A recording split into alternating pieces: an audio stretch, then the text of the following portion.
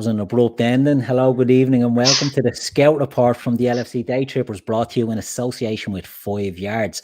You can find them at 5yards.co.uk. You can get all the information about the game and what the game is all about. But we're lucky that we have Alfie from 5 Yards here with us again, and Alfie will talk us through what it's all about. So I'm your host, Keith Plunker, and I'm joined tonight by, as I said, Alfie from 5 Yards. We have Grizz, familiar face on these shows, one of our own, and we also joined for the first time by a regular contributor and chat presence, Mr. Avi Handra, who's going to give us his lowdown on some players. How are you, Avi? Yeah, good, thanks. Keith, pleasure to be on the show. Yeah, no worries. Great to have you. Great to have you on this side of the camera. And Grizz, I'm looking forward to your 4-hour epic updates on the characteristics of certain players' parents and all. Yeah, this has been one of the most stressful weeks building up to a show for me. You know me, I don't get stressed very easily. But when you told me I've got to do some research and homework and find out where they started their careers and what they used to have for breakfast when they were 15 and how they developed, at school, and I thought, this is madness, but we'll get through it all right. Listen, I'm so glad that you're hosting and not Gav. That's all I can say. And as the evening progresses, I'll explain how and why. Okay, that's very nice, but I'm skeptic of it. Can I give Avi a welcome as well? Because me and Avi have been following each other on Twitter for years, and absolute pleasure. I've always had an eye on him. Scout, get it? And I think I've got just the right man for this kind of show. Welcome, Avi. Well, nice having you, mate. Well said. Word from you, Grizz. Thank you. Say, hope you tip the barber and everything, because he's done a bloody good job. Yeah. Cool. Yeah, like myself, I've done a good job as well, Grizz. Manscaped for us, isn't it? Oh yeah, very much so, very much so. So Alfie, last week we done the show. You were on with us. It was excellent. I enjoyed it, being a contributor on it, and a lot of people in the chat seem to enjoy it as well. It seemed to go very well. So can you just give us a recap on what 5 Yards is and what the game is all about? Of course. Good of you to have me back. Anyone who missed last week, 5 Yards is basically a scouting game that lets you back your own opinions on upcoming players or players who are already established. So you can do that in two main ways. You can either do that through just scouting them, or you can actually buy them with money as well. And then you make returns based on how they perform, especially when they reach the top level of the game. It's kind of the satisfaction of seeing a player that you backed from the start succeed and getting to succeed with them as well. So it's getting in early on a player. As I said, we done the show last week, and some of the names were familiar and some were not so familiar. And you want to be looking, and it doesn't have to be a player that's at the top clubs. Alfie was on last week and gave us a lad off Aberdeen, So it's getting a player before they make that move, is it, that they can sort of you're hitting them before they hit the big time. So that's where you can make your money in the game. So it's definitely. Go ahead. Yeah. Everyone's kind of got their own stories of saying to their mates or whatever before a player's actually hit the big time, this guy's going right to the top. But then, funnily enough, when you bring it up with them, they pretend you're a psycho and that you never said it at all. So this is a good way to actually put down in words, this player's going somewhere. And, if you're wrong, it's just as fun. Well, that's it. I love this concept. It's an absolute brilliant concept. When you guys told me about it, I was like, wow, this is going to appeal to so many, as Alfie says, so many of us, when we hear about sort of stars coming to the fore now, we say, oh, we saw him. I knew it. I knew he was going to make it to the top, etc., etc. Well, now it's literally time to put your money, so to speak, where your mouth is and go for it and do it. I think it's a brilliant venture. It is, and it's a different take on a lot of the games that are out there. It's a very interesting one. And look, we all think we know we can spot a talent, that way. And I gave a guy last week that's plummeting away now in the Brazilian league. You know what I mean? So I know less than anyone else. I'm not claiming to be but you literally go for the ones that have just barely signed an effing contract with the clubs, don't you? I mean, that's what you do. American football, So I'm not one of these know-alls. Let them sign a contract. Let them sign a contract first. Keith. But for example, now last week I picked two players, right? I picked Matheus Aracho, who's playing in the Brazilian league with Atletico Mineiro now, and I picked Pedri from Barcelona.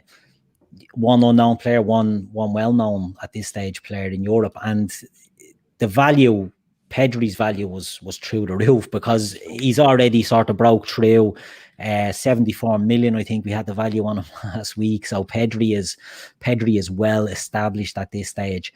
This week they were both attacking midfield players, number 10s, creative on the ball, like to influence the game in between the lines. So this week I've gone for an exact same player as that again. I've gone for another player in the Argentinian league. He's actually the most valuable player, the most valuable asset in the Argentinian league, and he's a 19-year-old guy called Thiago Almada. And Thiago Almada plays for Vélez Sarsfield, and he's a player that is he is linked with a move. Unfortunately, he's heavily linked with a move to Manchester United. They're really, really highly after this fella, and he's got a 25 million euro buyout clause. Now Vélez have come out and said there's no way he goes until someone pays the buyout, and Atletico Madrid are looking at him, and Leeds are looking at. There's a few teams looking at this lad, and he is an excellent player. Last week I picked Zaracho. Zaracho's 22, and he's a similar player. But what caught my eye about Zaracho is that he's a pressing machine. Almada is much more of a creative player in that number 10 role. So Alfie, I don't know if this guy is on the game database. I know Zaracho wasn't, but if he was, is he on the game? Yeah, he is on the game. Unlike your pick last week, so he's up at £41 million right now because, like you say, it looks like he's on his way to a big club. If this was the sort of player you picked up about, I don't know, a year, maybe even 2 years ago, if you'd seen him that early, before he was getting these big links, then you'd be laughing right now. But as we saw with a couple we were talking about last week, when they're kind of on the radar of these big clubs already, and people are already anticipating that big move, you are going to see it reflect in their price. And 41 million is a lot for a player in an Argentinian league. It is indeed, but to go through how the scoring or the projection would work. So if, let's say, Thiago Almada gets a move and he has his choice, and let's say he has a choice of Leeds or Manchester United, and he goes to Manchester United, but he doesn't figure. What's his value in the game? If he goes to Man U and he's not going to be seen for 2 years, does the value drop? Does the value stay the same? How does it work? So it would drop because it's based on how many starts in wins and goals and assists they're going to get. So if when he first moves to Man United, we think he's going to start in sort of 70% of their games. That's quite a lot of wins, considering you'd also have to factor in their regular Champions League appearances. If all of a sudden he went missing and went down to starting in 0% of their wins, you are going to see that massively reflected in the price. Indeed. So if he was to choose, let's say, a Leeds, he's come out, Laura Duffy has said there, I think Almada said he would like to work with Bielsa. He has come out and said that he's very keen on working with Bielsa. If he was to move to Leeds, for example, in the summer, and he's getting games, well, then the value obviously will be high, but he won't have Champions League, Europa League. So there's all these factors that we have to take in. So, it's getting the players and seeing where their career goes. But then, we spoke about this last week, if somebody doesn't make it, we were saying about Curtis Jones, if Curtis Jones doesn't make it at Liverpool, or if he moves from Liverpool, it's probably because he hasn't really made the grade. Almada, if he goes to Man U and doesn't make it and moves on, he's going to take a drop. If he goes to Leeds and gets a move, it's probably because he's doing well. So, the next move could be key on his development as well. So we want to look at those things when we're talking about these players as well, and factor in when it comes to the players we're going to discuss, not what they're doing now, but what they can do and what we think they will do going forward. So, am I right when I say that? Yeah. Yeah, and I think it's also about working out not just the ceiling of the player, but the ceiling of the team. I mean, if you think he is going to go to Leeds, obviously right now that's a difference in potential performance pay for if he did go to Man United. But if you think Leeds are going to kick on, and maybe not this season, but the season after, get Champions League football, then there are a lot of nice Leeds players on the game right now that you could definitely see a benefit of that. Yeah, so it's trying to be maybe one step ahead, is it, than the players. And we're going to see, I suppose, in some of the names that have been picked here. Some are well known, one is not well known, and that could be the key. So look, we're gonna kick off straight away, and we're gonna go to the first player that we're gonna profile, and it's the debutant Avi. Avi is going to give us his first player, and it's in a nod to his adopted home. Avi, who are you going for? Yeah, so I'm going to go with the American wonder kid, Giovanni Reyna, who is obviously playing his trade in Germany for Dortmund. 18 years old, broke into the team in January 2019. So he's had a bit of game time under Lucien Favre, who is no longer at Dortmund. Can operate in a 10. I think in the next couple of years, we'll see him do serious numbers in terms of assists and goals. He's coming into his own. He's been in and out of the team, still learning sort of the tactical side, being 18. You guys will probably remember his father, Claudio Reyna, who played up in Scotland too for Rangers, Man City and Sunderland. So he's got the right support around him. I see him, I see him a pivotal part of the US setup, but I think in the next 2 years, if he's on this trajectory line that he's on, we could see him playing for the likes of a Barcelona, a Liverpool, who have had, a little interest in him, a Manchester City. So I think in the next 2-3 years, we'll see some numbers from him, assists and goals. And I think he could be a great player on this 5 yards system, on the scouting system that you've got going on. So Giovanni Reyna is someone that you really like, and yeah, he's from a good pedigree, good stock. He's an exciting player. How old is he? 18? I think he's 18 or he's 19. He's one or the other, but I remember him. I think he's 18. Keith, you're right. He's 18. So he's 18. He's an exciting player. He plays from the wings. Is he predominantly one-sided, or does he? So he has had a chance at being on the left-hand side of the front three, but I prefer him in the 10. He's been likened to Kaká, and I can see the similarities when he sort of drifts with the ball. He's a player who's, if it makes sense, he's quicker with the ball than without the ball. He runs quicker with the ball, and Kaká was a bit like that too. Once he got the ball, you could see him just glide past players. I see that in his game. He is a bit naive, or he's 18 years old, but yeah, I see him more of a 10, where he will do his damage for in Germany or his next club in the next few years, whoever comes knocking on the door to Dortmund. And you think there will be someone knocking on the door to Dortmund in the next couple of years? Can you see that?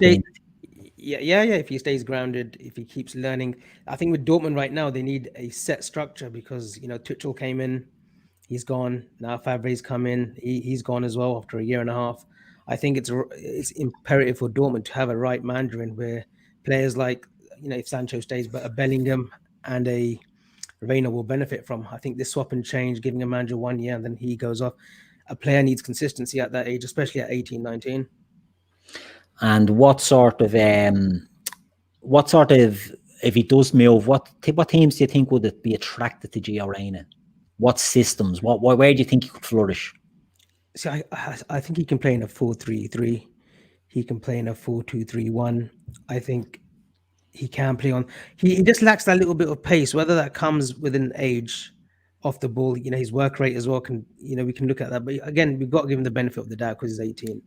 I think in a system where, for me at the moment at Liverpool, I think he would be brilliant in years to come. I don't think right now, but maybe in a year or 2 years' time to see how he gets on in the German league, which is a great, institution to learn your footballing talent.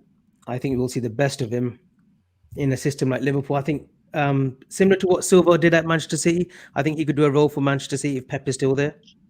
I think he'd be brilliant. Maybe like a Bruno Fernandes, but I think he's got a little bit more than Bruno Fernandes in terms of the way he carries the ball forward. Okay, I'm not making any comparisons, but we know Bruno's done his damage and he's a great player at the moment. But Reyna, he's got a little bit more about him, and if he learns and matures, we'll see a top player in him. It's an interesting comparison because Bruno Fernandes wasn't one at 18 that was jumping on radars all over the world. He's a player who developed. He went off to Italy and developed his game. So it's this guy is, since he's 16, he's been on the radar, this lad. So Alfie, Gio Reyna, what price are you looking at if you were to buy Gio Reyna in the game? We'll talk more in depth about their projections in a second because he's part of the first rivalry. But how much would you be looking at for Reyna if you were to buy now? So he's currently set at 69 million, which makes him Dortmund's third most expensive player. I think maybe the thing that stops him being in the kind of echelons of the Haalands and the Sanchos and the Mbappes right now, despite being 18 and showing so much promise, is maybe his goal contributions. He's not kind of got that addicted to output attitude that a lot of these teenagers we're seeing come through do have. I think he will be part of the Dortmund unit for a long time, and I think that'll definitely see him succeed if, like you say, he kind of keeps his head down and improves it. Probably one of the best teams around to improve youth players. Yeah. And I suppose that's what it's all about, isn't it? You know, they can rush into a move and it can be the wrong move. Pulisic jumps to mind, another USA international at Dortmund who was very highly rated and made the move to Chelsea and hasn't, you know, lit the world on fire yet. Injuries have scuppered him and manager changes and all that, but well, coming up and anyway, is not going to help his development. So we're saying Reyna is valued at 69 million, which is an absolute whopper of a fee. Grizz, what's your takes on Reyna very quickly? Is he a player you like, or? I like him. I wouldn't say I like him as much as Avi does. I mean, Avi's been on his case for like ages and ages. He keeps DMing me, you know, I'm going to reveal him one day. I'm going to put him all over Twitter. But he's been telling me about this guy. I mean, he's the one who actually told me about him sort of firsthand and said, have a look at this guy. This guy looks good. And he does. He looks quite an athlete, doesn't he, Avi? He's quite an athlete. I don't know if you mentioned that, but he's a powerful runner as opposed to blistering pace in terms of sort of, you know, he's quite physically built for his age. You said he's 18, right? 18. He doesn't look like an 18-year-old, if I can say that. You know, he looks very very mature for his age, and plays with quite a bit of maturity as well. That Dortmund team is full of talent, and you know, he doesn't look out of place, and that's quite a compliment in itself. Yeah, very good, very good. So that's Reyna. Look, we're going to come on to back to Reyna in a second when we come to the rivalries for who we think will have the better career. But Grizz, while you're here, your first player, Grizz, another young winger who's attracting attention.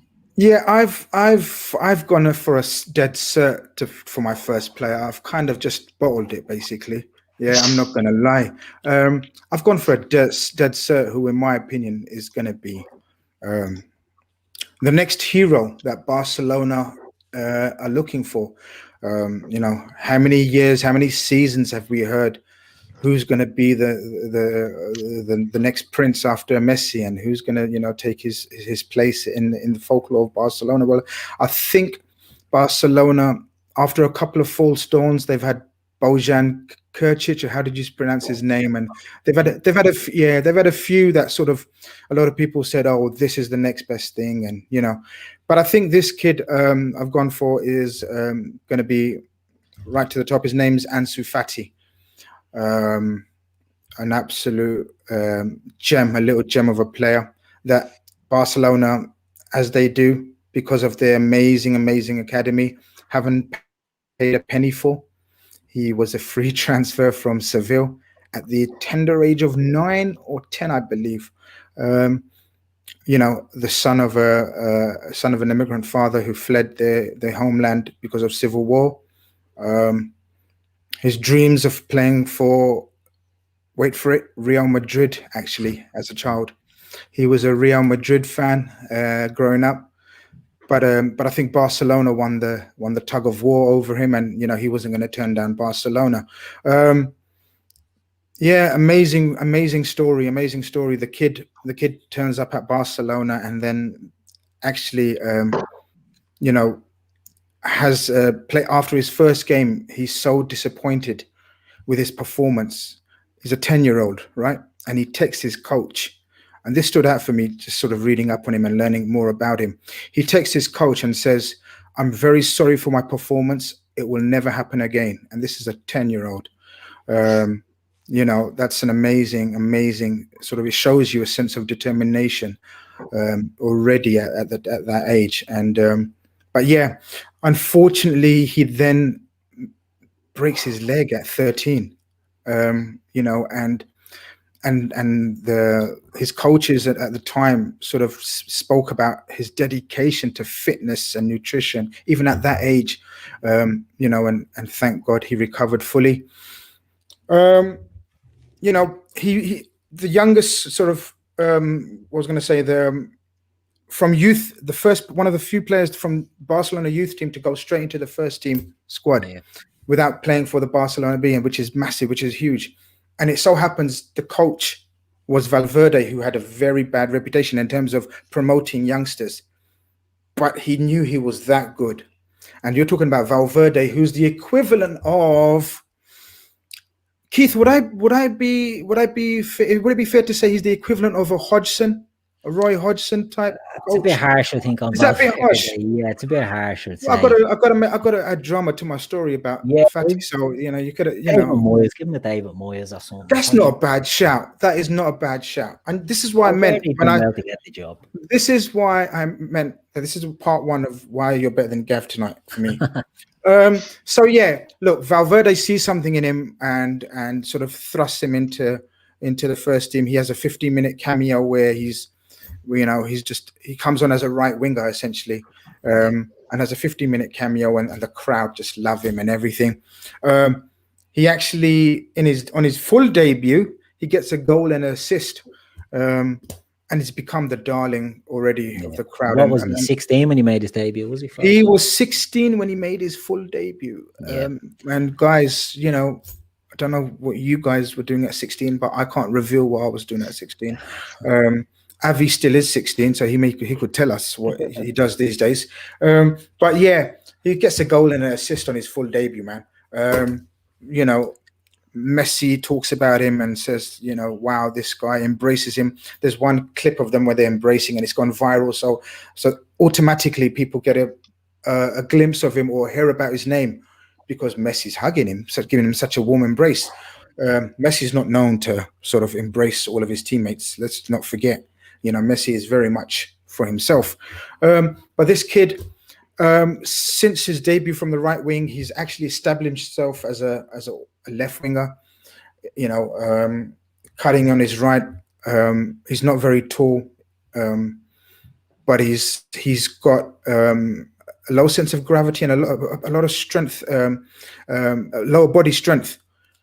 What stands out for me is his finishing. I think his finishing is absolutely cold. Nothing sort of phases him. You know, he's made his national debut, and at the age of 17, you know, youngest. Sorry, I think he scored on his debut as well for Spain. He scores on his full debut against Ukraine. You know, so nothing phases him. Every stage that he's sort of been progressing, he stays calm, he stays cool. Unfortunately, he's just picked up an injury last month. Couple of months ago, I think. But an amazing start. You know, 5 goals, 2 assists, and 3 penalties in the first 10 games. So he was destined for greatness. I saw this. I can tell you guys I saw this, right? But yeah, fantastic player. Can beat you for fun. We were linked with Esquele Garay recently, the Valencia centre back. He absolutely tore him a new one on his debut. Absolutely tore him a new one, and you know, and Garay was physically bigger, more experienced. Thought he could, you know, sort of dominate him physically. But this guy, he's got a signature move where a lot of right-footed players have, or left-footed players have, playing on the opposite side of their foot, where sort of he ducks in, and that move is all about timing, in my opinion. And you know, the great Figo used to have that move where you duck in between players. And George Best, you know, I don't want to go overboard with my comparison, but the dribbling style reminds me of a Figo, of a George Best, where he sort of kind of glides. He's not like Neymar in terms of party tricks and sort of, you know, flicking the ball here and there. He has got that in him. And that's what I love about him. But he's got a maturity to his play in terms of he knows how to beat the opponent without making a fuss, if you know what I mean. Yeah. So you get wingers where they're doing drag overs and step overs. Do you remember the Jauminas of this world? and the Denilsons, you know, so many tricks but even not Cristiano Ronaldo before he settled in his down. young days, before Fergie slapped him, and said, "What are you doing?" Yeah. So this guy, from a young age already, he doesn't need that sort of coaching and guidance. It seems he knows how to beat a player with the minimum of fuss, and I absolutely love that about him, Keith. Deadly finisher. I actually think he ends up. As a striker, as a number 9, but he's got a lot of growing to do physically. Get on the old. I was going to say something. In the medical team need to look after him and sort of, you know, give him the good stuff. And you know, this guy will end up as a number 9, in my opinion, because his finishing is so brilliant. Okay, I'll stop you there. Alfie, before we get the valuation, Fernando Chase had a comment about why you're picking Fati. He's going to be through the roof. We're just going through the process of the game as well, you know, and you know, these are young players and we'll get a valuation. So as it goes on, we'll be unearthing some more gems, but we just pick players that we can talk about. Alfie, evaluation on Fati, just out of curiosity. Yeah, so I mean, as the comment said, he's pretty well established now as a big prospect, but that doesn't really mean that you can't get in on him before he makes that next step. If you really think he's going to make the step up to be one of the top 3 players in the world, then there's still value to be had there. He's the 6th most expensive player on the platform. He's 85 million, behind sort of Haaland, Sancho, I think Sané, Sterling, and Mbappe. Wow. So we do really rate him highly. But you know, like you say, he has had those big injuries, so that would be my only doubt, that he doesn't reach the potential that he clearly does have, is if that starts to become a niggling thing. But right now, I mean, there's just so much promise. Yeah, I think it's a meniscus tear. It's a meniscal injury, isn't it? I think so. So you'd hope and pray that it's nothing major that will affect him, sort of, you know, long term or anything like that. But yeah, I knew the valuation would be pretty high. As I said, I've gone for a dead cert, like, you know, one of those odds on type, and in my opinion, he will reach the very top. Yeah, and that's fair enough. That's fair enough. And look, it brings us to our first rivalry of the show, which is Reyna versus Fati, 2 highly rated players who play from wide areas, who can move in centrally. So, well, we're not going to waste too much time talking about these guys, because the lads have gone through and we told Grizz they don't have to give a biography, and he's told us what football boots Ansu Fati's dad used to wear in the 1950s. Listen, I didn't do some homework for no reason. I had to bloody get this out. Do you know what I mean? I joke. But in fairness, we're going to talk about the projections, and the worry, I suppose, I spoke about it a minute ago with Reyna, is will he end up like a Pulisic? Is he a wrong move away from maybe stunting his development, or is he going to stay, as Alfie said, at Dortmund, become a superstar, or can he make a good move and jump through the roof? And similar to Fati, does Fati stay? Is he one of the faces, along with Pedri, who we spoke about last week, of the new Barcelona, or does he become a Munir El Haddadi, who was a shining light and then just sort of fell off? Do you know what I mean? So lads, Avi, I'll come to you first. A rivalry, Fati against Reyna. You don't have to pick your own player here, lads, by the way. There's not a case for the defence and the prosecution. Okay. It's who do you think, all things considering, would be the better bet going forward? If you were playing the game today and you were you've got the values there. I mean, Reyna is 69 million, Fati is 85 million. Who's the better value to the surefire hit? Avi, I'll come to you first. I'm going to be biased, Keith, but I'm going to go with Giovanni Reyna, just purely because I think he's got the right advisors around him. His dad will play a big part in his career, and like I said, if he stays grounded, he will do some serious numbers in the next couple of years. And if it is Dortmund that he stays, and Dortmund, you know, we know they can be a very well structured team. I think for value for money, in my opinion, it will be Giovanni Reyna. That doesn't mean that I don't rate Ansu Fati, because I think he's incredible. But I think Barcelona right now, they've got some big decisions outside of football to make rather than the squad. So I'm going with Giovanni Reyna. Which is fair enough. That's fair enough. And Grizz? Yeah, I think that's fair enough, but I think that's ludicrous to sort of go with Reyna above Ansu Fati. I mean, you know, you did offer him. Think of the game. Absolutely am. I absolutely am thinking of the game. Nothing else is in my mind or head apart from the game. And I just think this guy is literally going to be, the next Messi. And we all know what Messi has achieved in his career. Okay, Alfie gave him that explanation, that expression of what have I just said there. When I say the next Messi, I mean the next possible Messi. You can't have another Messi, right? But we've already declared Pedri is going to be the new Messi. So have you really? Okay, well that's me and you. Okay, well that's mine and yours to want to look out for, which is interesting because this is what this game's all about. This is all about between your mates and having this sort of a battle between you guys and saying who's the more talented. And that's the word that I've chosen. That's the reason why I've chosen Fati over Reyna. I use the word talent.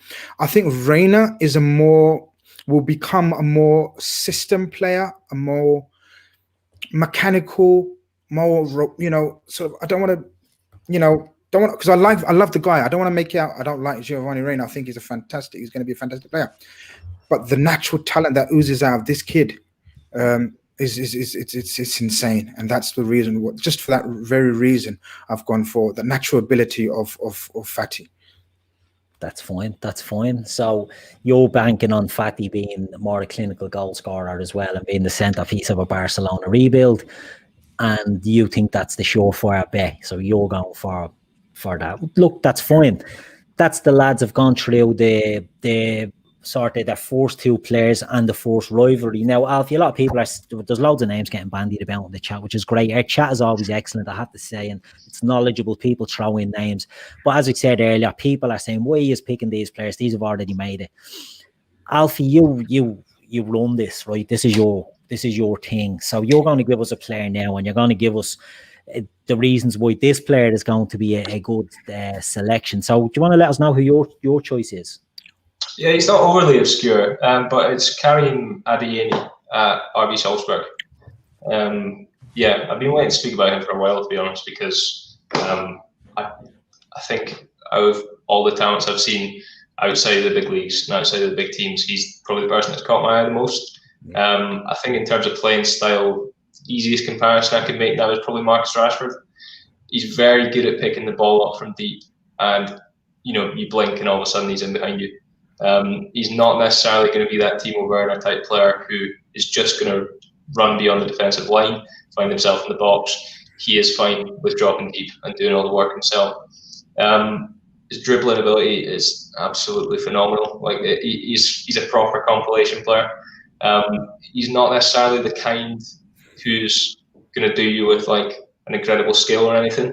I think he's a very efficient dribbler, not too flashy. But his close control is incredible, and his finishing inside the box is phenomenal for someone who's such a good ball carrier.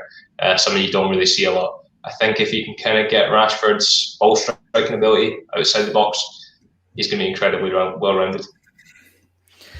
Excellent. So he's a striker, is he? At Salzburg, he's a forward. Yeah. So he's a striker, but he's played on the left and the right. So he was in their second team for a bit.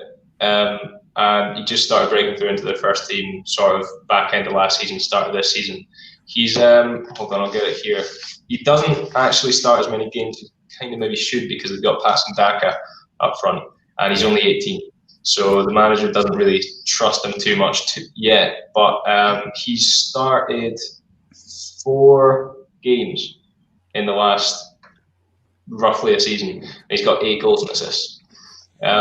He's one of those who, when he gets right into top gear, he does not stop. And I do see him kind of becoming that player that is addicted to output, like I mentioned earlier. He really does love a goal. And it's interesting you mentioned Patson Daka. Patson Daka gets linked to Liverpool all the time. People dying to sign Patson Daka. And Patson Daka benefited when Haaland moved on. Patson Daka stepped up. He was the next taxi on the rank there at Salzburg. And Adeyemi could be the next Patson Daka. When Patson Daka does move on, it is the next step. And I suppose Salzburg, it's a great club for a game like this, isn't it? Because it's a breeding ground for getting players, and then they'll move on. You know, obviously the progression tends to be Leipzig will be the next stop there for their stars. But you're looking at European football then, and you know, or if he goes to England or wherever else, Spain, France, whatever, there's a chance he's going to make it to a high level. So, how much would you be looking at if you were to buy Karim Adeyemi at the moment? Right now, he's 32 million. So Patson Daka obviously is getting a lot of the attention right now, like you said. Patson Daka is currently 22 years old, and he's 48 million. So that's Adeyemi for just over 3 years younger, a 16 million difference. And if I was to bet on it personally, I really do see him stepping into Daka's shoes when he likely does leave in the summer. And then if he gets a full season under his belt as the first starting striker, you're looking at it from next summer's point of view, and you're saying it's a 20-year-old instead of a 22-year-old who's setting the world alight at Salzburg. You're probably going to move to a Bundesliga team, and is probably going to get back to goals and assists. For me, I think he's the smarter pick over Daka because he's at that step before, but you can still see the natural progression. Of course, if you're really smart, you just find out who Salzburg's best 16-year-old striker is, who's going to fill in Adeyemi's shoes. That's it, I suppose, and that, you know, it is the name of the game, isn't it? Who's the highly rated players at these clubs that are good, not feeder clubs, but good breeding grounds. Now, from a Liverpool point of view, we've sort of got a close relationship with the Red Bull group with Salzburg. When it came to doing up the Kirby training ground, there was a lot of dealings with the RB Salzburg lads about how they set up their training facilities, and you know, there is a connection there. It's a well-run organisation. Whether you agree with the principles of it or not, that's another question. Grizz, have you heard of this lad at all? Has he come across your radar before? Heard of him? Yeah, heard of him, but not sort of, don't know much about him in terms of how much Alfie's sort of said about him, and that's it. I'll not claim to be an expert on Adeyemi yet. Yeah, it's a key word. What about you, Avi? Have you come across Adeyemi? No, I can't say I have. Obviously, I think we know of Patson Daka, and I'm a big fan of Patson Daka. I think he's a great finisher. I think under Jesse Marsch, because he's at Salzburg, isn't he? So he's great in, you know, invigorating these youngsters and letting them express themselves. So he's under safe hands with Jesse Marsch, and let's see his development. I love Avi and the American propaganda. Have you noticed that he kind of in every sort of America gets mentioned in every sort of statement. I like that. I like it. Operation Day, so the celebration, exactly. They're celebrating today, exactly. So you know, it's all good. It's all good. So that's it. That just goes to show we've talked about 4 players here, and he's by far the least expensive. So that's the type of player for anyone in the chat that's, you know, and we'll talk about how you can get involved in a while, but it's looking for that player before they make the breakthrough. So look, we're going to move on to the next rivalry actually, and it's between 2 centre-backs, and it's 2 centre-backs that have been in vogue. Their names have been heavily linked with Liverpool, and they're players that we can see making the move, if not in January, certainly maybe in the summer. And it's the Dutch pairing of Per Schuurs and Sven Botman. Alfie, a quick question before I go to the lads on this. When we're looking at centre-backs in the game, what are you looking for? What's the key thing here? Is it just going to teams with win ratios rather than goals and assists, or is there anything for defenders that can make them attractive propositions? Wins are kind of number one. Yeah, I think we do get asked a lot why clean sheets aren't available to pick up performance pay. I think the easiest way of explaining it is that clean sheets don't necessarily guarantee success. I mean, if we did offer the same for clean sheets as we did for goals, you know, James Tarkowski would be about 90 million. And I don't think anyone is really paying that, aside from maybe West Ham. But yeah, we don't want to kind of skew it so that defenders are unrealistically priced. So definitely wins is the way to go. But then if you can find, you know, there are fullbacks like Trent who are going to get you loads of assists in a season. There are centre-backs, kind of Virgil van Dijk level, that are going to get you a few goals as well as a nice bonus. But yeah, wins are definitely how I would look for potential. Yeah, indeed. So before we go on, Avo's having a little pop at me there. I say a pair of shoes. Maybe I did. It could be my Dublin accent. Made pair of Schuurs sound like a pair of shoes. Now that I'm saying it back, it probably does sound the same. But no, I mean the Ajax centre-back pair of Schuurs. Grizz, I'll come to you first on this. So again, we're not looking for the this is your life sort of thing with pair of Schuurs or Sven Botman. But between those two lads at centre-back, as you said, they've been linked with Liverpool. Who do you think has the best prospects out of the two? Like in 5 years, in 2 years, who's going to be the better option? Not who's had the better career till now and who's more highly rated now. Who do you think could be on the cusp of something big? This was probably the most toughest rivalry question that was sort of posted and sent when you sent it earlier. And I asked Keith, I couldn't give you a definitive clear answer. It's that close. Both very highly rated. You know, Alfie sort of explained kind of what we're looking for in terms of, you know, how to sort of categorize them, and then that helps a bit. Look, Schuurs is at Ajax, Botman's at Lille. You start off with that as a base. Schuurs, you'd say sort of playing, even though Botman's played in the Champions League with Lille. I think Schuurs is slightly more advanced, experienced. It's a tough one. Both have characteristics that a lot of major clubs will be looking for, namely 6 foot plus, built like brick houses, fast and brilliant on the ball. I'd say Botman is my choice especially because of the fact that I think his long range passing is better for me than Schuurs. Schuurs is more drilled into the Ajax way of playing in terms of short passes, which is, of course, very useful as a centre-back. But I think the range of pass from Botman, and I think Botman will get more goals from set pieces. He's that more. I think he's slightly more aggressive. I mean, Schuurs is brilliant as well. I'm a big fan of Schuurs, but I think the aggressive nature of Botman, I'd go for, because I like that in my centre back.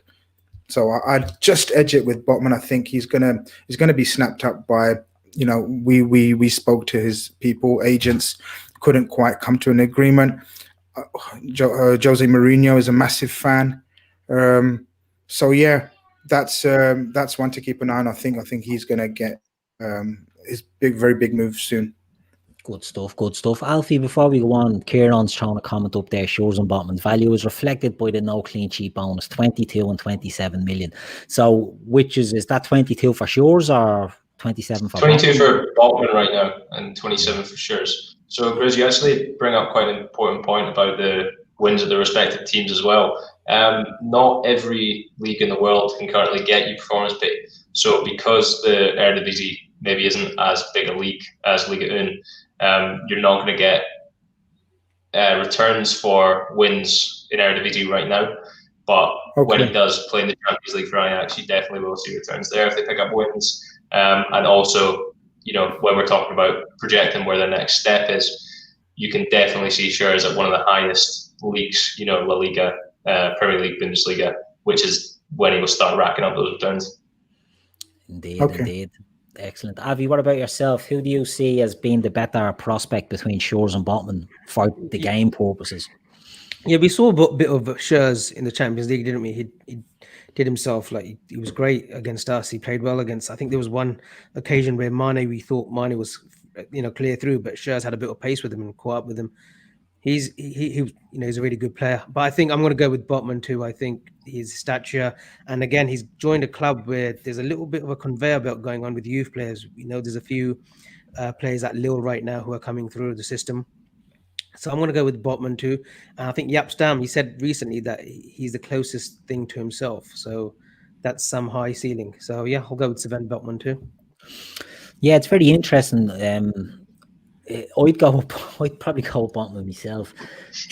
But I think it all depends on, you know, I think they are both going to move. I think they're both going to make moves in the summer, and the destination probably is key to where they go, because, you know, we see another young Dutch centre back from the Ajax school in the Ligt went to Juventus and struggled there initially, and hasn't really hasn't really done too much, and he was the highly rated last summer. He was the highly rated centre back on the market. So I suppose that the move is key in this as well, isn't it, Alfie? You know, if you can see one of these lads making a move somewhere like a Bayern Munich or something, if Bayern Munich were to take in one of these lads, then the world's their oyster, because their wins are going to absolutely skyrocket, and it's not an unrealistic move. But as Grizz said, you know, Spurs signed Sven Botman, and then after a few weeks, he's battling with Eric Dyer and someone else. You know, the move is key.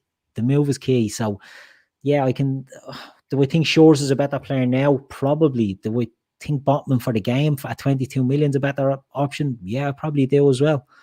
So I think I'd have to agree with you as well. I think it's a clean sweep for Botman here, which is, you know, really shows that it's all about disagreeing with the scouts as well. I mean, they've clearly thought that Schuurs is a better option, but that's 4-1 to us. I mean, I totally agree with everything that's been said. I think Botman's kind of desire in the air, his aerial win percentage is ridiculous.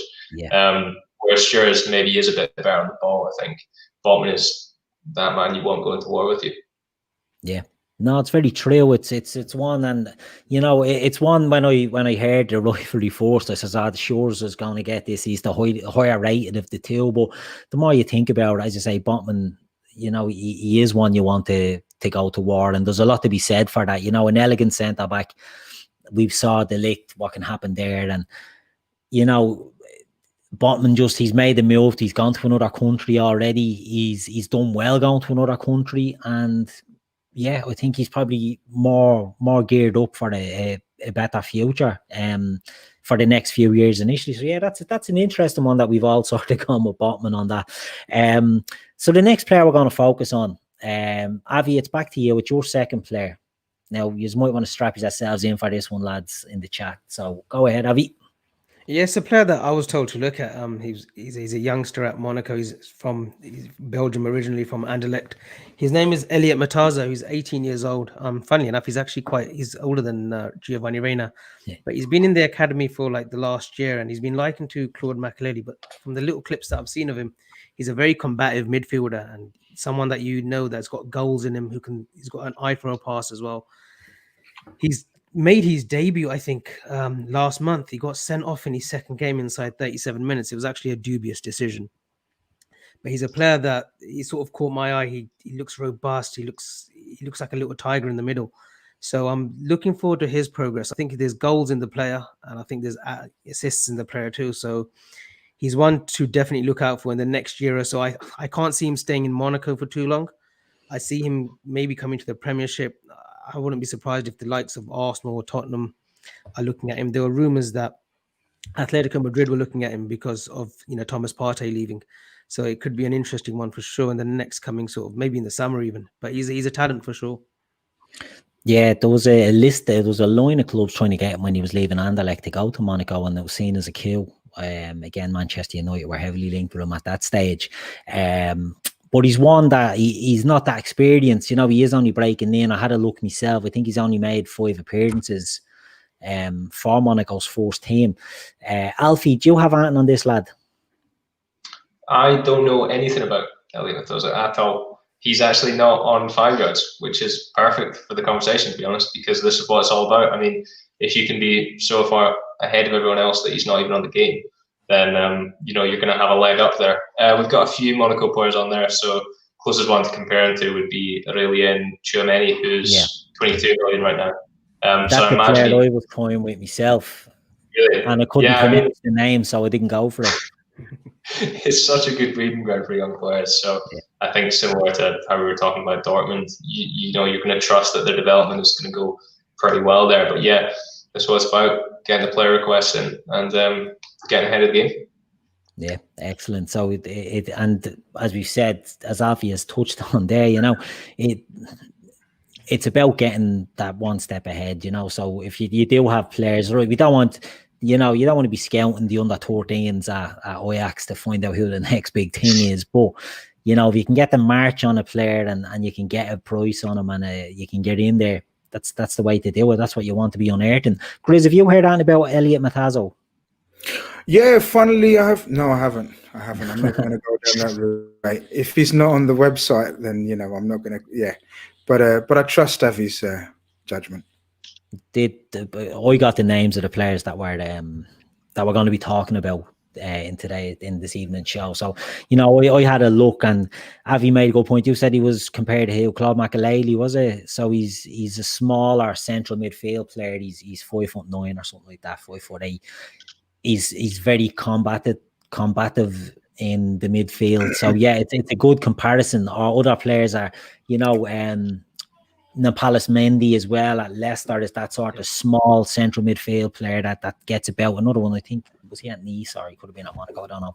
But it's about getting in ahead of the game. Now, I'm going to jump. Did we get? Oh, we don't even have a price on him, don't we? So that's fine. That's great. I'm going to jump over to Grizz's second choice. And Grizz's second choice is also a central midfield player. But this fella is going to be the other end of the spectrum, I think. Yeah. So first come to light about Ryan Gravenberch. Hopefully I've said that right. Obviously, sort of just before we played Ajax this season in the Champions League, and so you look for sort of their star players or danger men, so to speak.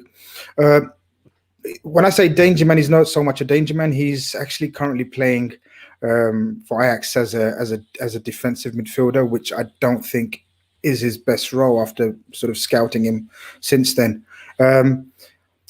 He was dubbed the new Clarence Seedorf. So, high expectations, Ajax of him. I liken him to Frank Rijkaard. That was my take on him in terms of the way he plays. I think he's got the talent. I think he's got the engine to sort of be a box-to-box midfielder. I think in the youth setup, he was more of a box-to-box since he sort of made his debut for Ajax at the age of 16. He's amazing. Well, yeah, he was the youngest player before that. Clarence Seedorf. So there you go. So that's I've done my homework. You try to catch me out there, but you've done a gaff special there. Actually, that's not all right. But yeah. So look, he gets into the team, and this guy is sort of stylistically. I'm going to go for a big one again, and Patrick Vieira. I think this guy has it all. He's 6 foot plus. 6'3". Yeah. Amazingly elegant, sort of in this midfield. You expect that from an Ajax player, to be comfortable on the ball, but Ajax don't normally sort of have, or there's not many 6'3" midfielders that can sort of run with the ball with this guy. His touch, he can be very creative. That's why I'm sort of slightly surprised how Ajax utilize him.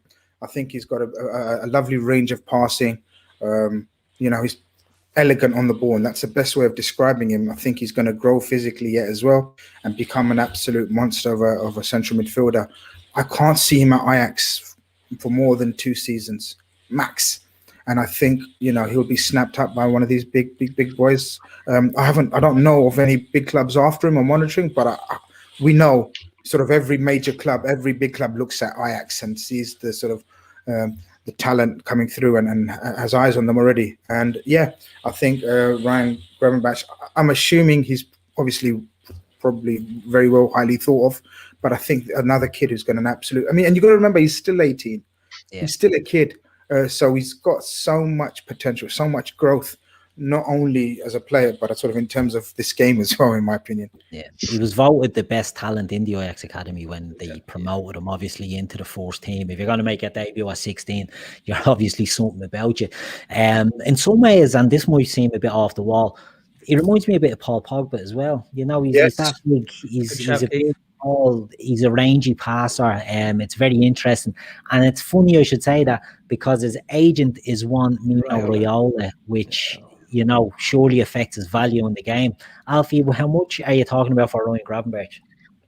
Yeah, I love this guy. He's 54 million right now, which is obviously because I think he kind of went up in profile, especially because of the Champions League, and especially because since the semi-final run that Ajax went on, anyone with 2 feet everyone's running around saying they're going to be the next big thing. Yeah. But I think he really is showing big signs of going on to be a fantastic central midfielder. I think my hope for him is that he does get further forward, and whoever gets him under their wing does make him that kind of late running into the box, goal scoring type midfielder. I'd love it if he went on to be someone like kind of Sergej Milinkovic-Savic. Maybe wouldn't go as far as saying as a type of Frank Lampard. I don't think he could match that kind of output, but he has shown that he can get into the box well. So I think it'd be a waste not to. But yeah, it's interesting. 54 million is obviously quite a lot, but when you're talking about a centre mid who's 18, playing in the Champions League, and in that position could play for another 15 years or so at the top level, you're going to get a lot of chances to get a lot of that money back if he does go on to do what I kind of suspect he will. Yeah, it is very interesting. It's actually a good comparison, Milinkovic-Savic, because physically he's another big beast, Milinkovic-Savic, and he's one that by getting into the box, he does get in amongst the goals. Is it something that we think Gravenberch needs to work on, is more goal involvements? So, like, Avi, will come to you. Do you think that's an area that he needs to work on, or what would you say? Do you think it's naturally will come to him from, going to staying at Ajax but moving on to a better team, aid his development, the goals and the assists and all that will come with time? Yeah, definitely. I can actually see him, because of the Mino Raiola effect, I can see him leaving this summer. I think he likes taking pot shots as well from 30, 40 yards. I think he's one of those, I think with time and with maturity, he will get goals into his game. He's not afraid to take set pieces as well. So, yeah, he's definitely got goals in him. And I think we'll see him further forward in his sort of next step of his career. I think right now, under Ten Hag, I think he's learning the tactical side, sitting in that midfield, in that centre circle, passing it around, tackling. I think we'll see his game elevate even further in the coming years. Yeah, indeed. Kieran says Gravenberch covers all ground a lot better than Milinkovic-Savic. Oh yeah, I wasn't, when I was comparing them, I just meant physically, you know what I mean? That they're big players that can get into the box and cause a bit of havoc. Yeah, Milinkovic-Savic doesn't cover half the ground that Gravenberch does. And he likes to tackle, and he's a bit of an all-rounder, so he's a good one. And like that, 54 million for a player like Gravenberch that, as we said, the Eredivisie isn't, weighted in the game. But as Avi said, the next move could be this summer. He's not going to another league that's not in the game. He's going to one of the big boys, and he's really going to be become a mainstay at a top team, I think. So, yeah, it's very interesting. Two midfielders there, two opposites. 5'9" against a 6'3", both central midfield. One really at the beginning of his career, and the other one ready to make that next step. So yeah, it was interesting to get the lads' take on those players. So we're going to move on now to the last rivalry, and this is an interesting one. I'm still thinking. I don't even know which way I'm going to swing on this one yet, and I've been thinking about it. This is probably the hardest one for me, and it's two players that are in the Premier League. It's two young players, both wide players, but probably see their futures as number 9s. And it's Gabriel Martinelli at Arsenal and Mason Greenwood at Manchester United. Now, look, we're Liverpool podcast here. We're Liverpool fans. We're not going to cloud any things on this by the fact that Mason Greenwood plays for Manchester United. We're going to judge on the fact that talent is talent at the end of the day. So, before we go on to this, Alfie, I want to come to you. Can we get a value on both of these just before we start? What are these rated at? Sure. Curious. So, currently, Martinelli's at 51 million and Greenwood is at 65. I think a lot of that is down to the injury that Martinelli got. Obviously, he's making his way back from that now. But I think, if anything, I probably expected the gap to be a bit bigger between the two of them. But Greenwood just hasn't really picked on that much this season. So they're actually still at similar points. But I'd love to hear what you guys think about who's going to go on to do most, because it's a really interesting one. Yeah, I think this is a real good one to talk about, and that's why we'll have a few minutes on this one. Grizz, I'll start with you, Martinelli. We'll start on Martinelli, and we'll, instead of just comparing them straight away, because I know we said we just look at projecting where they're going to go, but as a player, how highly do you rate Martinelli? Very high, very high. Arsenal again seem to have a lot of good young players in their ranks. Saka, Martinelli, this other Smith Rowe, so they seem to be blessed with quite a few talents. But sort of the coaches and the coaching staff and fellow mates who've been supporting Arsenal for years and years say this is one hell of a player they've got on their books. Yeah, I agree with Alfie. I can imagine the valuations being sort of, slightly scuppered by the injuries that Martinelli's been having. It's not even only one. He's had a couple of niggly little injuries that have stop-started his career. So far, the talent is there. He looks absolutely electric. He seems to be sort of an inverted left winger type striker. He hasn't played much through the middle for Arsenal, as opposed to the other fella we're going to talk about and his club. Don't like mentioning their name even, but we have to, needs must, I guess. But yeah, Martinelli, big fan. Very quick, absolutely loves playing on the shoulder. Stylistically, I think they're very different. I think Martinelli's are more on the back of the striker, sort of defender on the last line, on the offside line, always trying to utilize his pace, and has an absolute eye for a goal. So yeah, that's Martinelli. I don't know if you want me to speak about Greenwood or. Go ahead, will you there? Give us your thoughts. Yeah, Greenwood plays on the opposite flank. Greenwood, I see a lot of a young Van Persie in Greenwood, especially his striking, the ball technique. He doesn't need much backlift.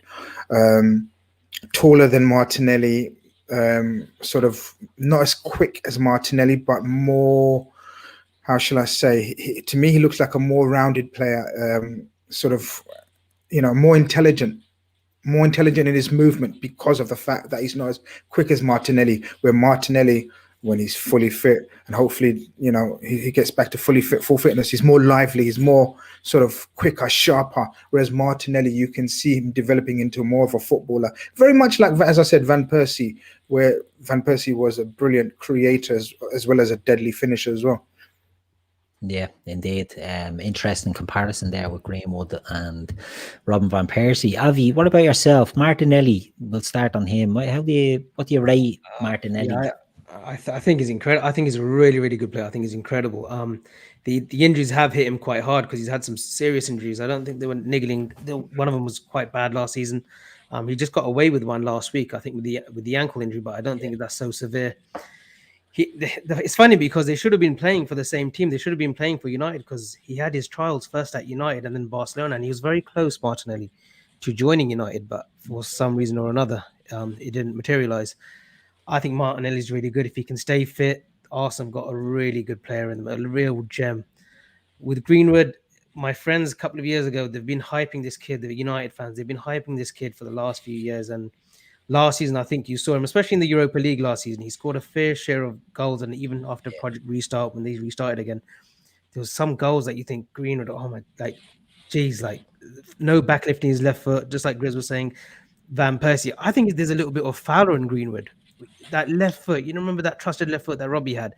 He could just hit it. The goal against Villa many years back, no backlift, went to the top corner. So I think it's a really hard decision to pick who you would out of the two, but Greenwood, I think, he can go left or right as well. I think this season it's been a bit of a learning one for him. I think he's some of the behavior that we've supposedly been told in the media with the England setup and whatnot. But I think both of them, they're on that trajectory to go to the top if they just, again, stay grounded. Martinelli, not so much. I think he's in the right sort of, structure around him. I think it's more Greenwood. He just needs to concentrate on his football because we know what a talent he is. Yeah, it's true. I mean, some of the comments in there, Kev is saying Martinelli at Arsenal won't have the pressure to win a league, so it could give him more time. It's a fair enough point. But Greenwood, 17 goals, Kieran says 17 goals last season. It's not to be sniffed at. Now, I know that's a Europa League run, but for the purposes of the game, Alfie, that's fine, isn't it? Because Europa League is where you want to be at as well as the Champions League. Or does it have less weight in the game in the Europa League than the Champions League? It does have a bit less weight, so you'd be looking at kind of similar levels of performance pay to if they got their goals and their wins in the domestic league. So it does work out. I mean, if you're basically playing 2 games where you're getting performance pay a week, if you're playing in the Premier League and the Europa League, there's so much value there. And I think young players like Martinelli, once they really get going, they are going to be playing both games in the week. Greenwood, for me, is a stupidly reliable finisher. I think they're two players that have outperformed their XG so highly, which some people might see as worrying, as the sort of thing that's going to tail off. But I just think for Martinelli, his positional awareness, he kind of can't miss the positions he gets in, because it's always kind of in and around the box.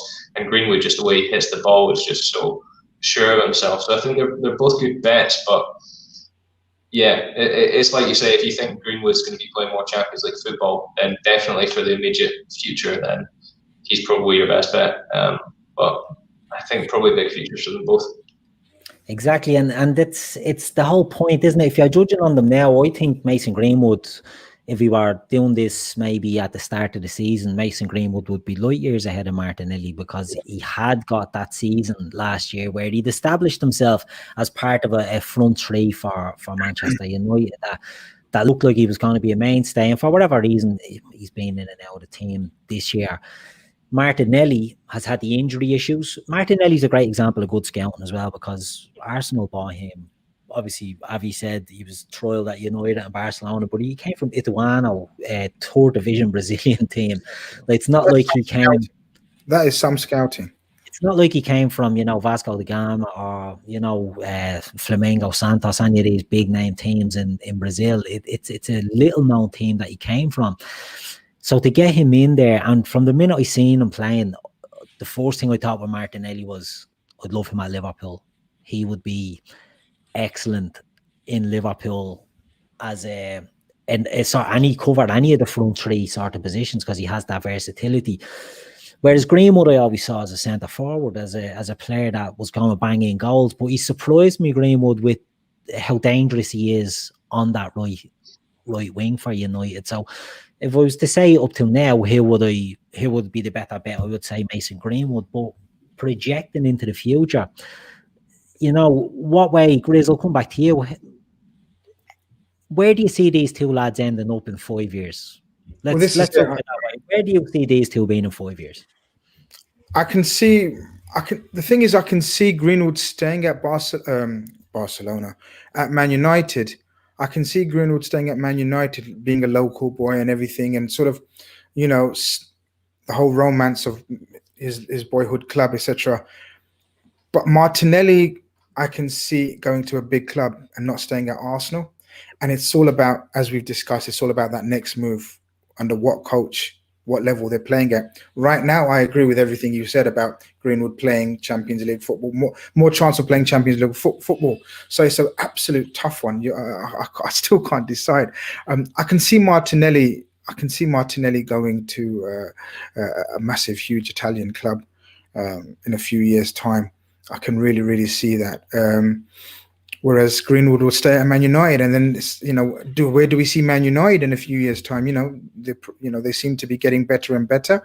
It's a tough one to call. I'm gonna go with Greenwood, but I'd go with the projection that sort of the goals and assists. I think he's just a goal machine, as Alfie says. His finishing is so deadly. It's almost, the efficiency of his finishing is absolutely superb, even at a young age. So I think he's only going to get better at that, and that's where he's going to get the points, I guess. Yeah, in a similar way, last week we discussed about Curtis Jones. If Curtis Jones isn't at Liverpool, it's because he hasn't made it. And I think if Mason Greenwood isn't at Manchester United, it's because he's probably had a dip and they've sold him rather than him moving on. Which is the thing, Martinelli, you can see him moving on to bigger and better because of the position Arsenal are in at the moment. So it is interesting. I mean, Mason Greenwood could be the next, let's say, Wayne Rooney and be a mainstay for United for the next 10 years. Or he could be Danny Welbeck. He could be a local lad that had all the promise at the start, and then injuries caught up with him, and his career maybe went off the tracks a bit. So it's hard to project where, is it a move or where you see Martinelli maybe ending up. But Avi, what do you think happens with these two lads? Where do you see them going, or who do you project to have the better career for the purposes of the game? Yeah, it's a hard one to choose. They're both, I mean, with Martinelli, if he can stay injury-free, he's had a torrid time of it. If he can stay injury-free, get a couple of years, 3-4 years at Arsenal before, if he is to move to a bigger club or go to Spain or Italy, like you say, he's going to be one hell of a player. With Greenwood, it's one of those, he can either go, like you said, the same path as like a Marcus Rashford, or he can go, not that he will, I don't think he will, but he could be another case of like a Ravel Morrison who had the world at his feet, literally. Yeah, good shout. It's a tough one. It's a really tough one because I know Martinelli's been called up by Tite as well by Brazil. I'm gonna go with Martinelli. I'm gonna go opposite Grizz. I'll go with Martinelli. Interesting. I will go myself for, as I've said, the career trajectory of these, and I'm not talking about 10 years down the line. The worry I have for Mason Greenwood is that Manchester United will buy attacking players, and he could get lost in the pack with a win now sort of mentality that they could have. I think he's benefited, and look, he's back in the Europa League, so it could be good for him this season. But the worry is that he gets lost, and he's not going to move. It's Manchester United, make it big at Man U, or if he doesn't, like I said, he's moving on to Everton or something, and that there's only one way that's going to end up. Martinelli, on the other hand, I don't think is as good a player as Mason Greenwood, but he could have a move in him that helps him burst on and become a top attacking talent. I'm going to go for Greenwood because I think Greenwood as a finisher, as Avi said, he reminds him of Robbie Fowler. Grizz thinks he reminds him of Robin van Persie. To me, he's very like Daniel Sturridge as well. I mean, there's bits of everything in the young fella. His striking is just, it's brilliant. He's similar to Jota for Liverpool. He's not taking 5 chances to get one on target. His shots are all hitting the target, and if you can hit the target with your shots, I think it's always a great asset and attribute. I think I'm going to go with Greenwood. What about you, Alfie? How would you come down on this? I think I might use similar reasoning to you, but probably are on the side of Martinelli. I think, like you say, United are probably going to go and spend 100-odd million on Jadon Sancho in the summer. And then where do you see Greenwood fitting in? If he's not going to play on the right, he's probably not going to play as striker ahead of Martial or Rashford or even Cavani. So where do you really see him getting the chances in that team? Whereas Martinelli, we've seen Arteta recently, maybe not at the start, he was kind of wanting to play Pepe and Aubameyang and Lacazette a lot, but now he's starting to put more faith in the youngsters. And if they can all come through at the same time, I think he's going to be very keen to play them all together so that they can age together. And Martinelli is, I think, probably their most exciting young player, even ahead of Saka. So I think Martinelli just about edges it for me. Yeah, and like that, like I said, I knew this was going to be a divisive one because they're both excellent players. And as something you touched on there, Alfie, is the faith that Arteta is putting in these young lads. I'm not convinced about it yet because he seems to be just clutching at something to work, you know what I mean? And Saka, Smith Rowe and Martinelli, I think he'll start phasing these, at least 1 or 2 of these lads out to get experience in, probably put Granit Xhaka on the leading wing to get one of them out, just to get experienced players in. So, that's the worry I have with Martinelli is, will he be trusted at Arsenal? And if he is, he could really take off, So, look, it's a very interesting debate. I knew it would be with that. I knew that was going to be a tough one because, as I said, it's a Manchester United talent. We're not going to be here saying, oh, no, he's brutal, he's crap. We wouldn't take him. He's an excellent prospect, as is Martinelli.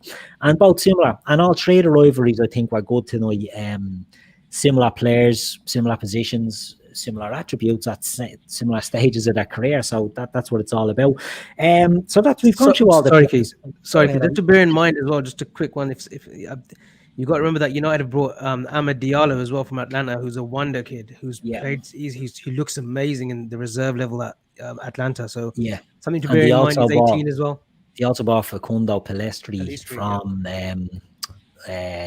Penarol. So, you know, they're humping into their youth system as well, and they're looking for my boy Thiago Almada as well. So, you know, there could be a logjam there. Now, I'm not saying any of them are as good as Mason Greenwood at this stage, and he's still only a very young player. But as Alfie said, if they bring in a Sancho, you could probably, you look at Sancho, Rashford, Martial, you could move on Martial and make Greenwood your centre forward if you want.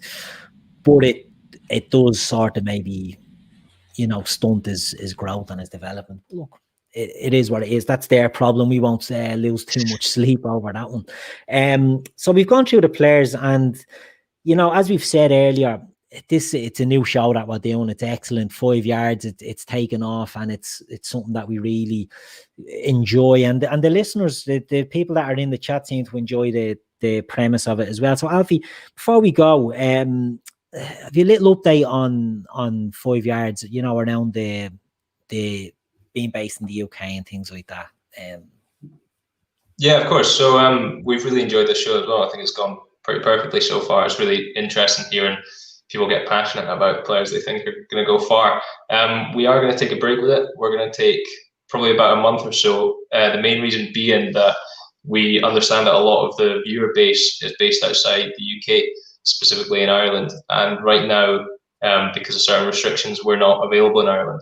So a lot of people will be getting error messages when they try to hop onto the game, which we understand is really frustrating. So within the next month or so, we're pretty confident that we're going to be able to get at least the scouting side up so that people can go on and talk about the players that they have fallen in love with.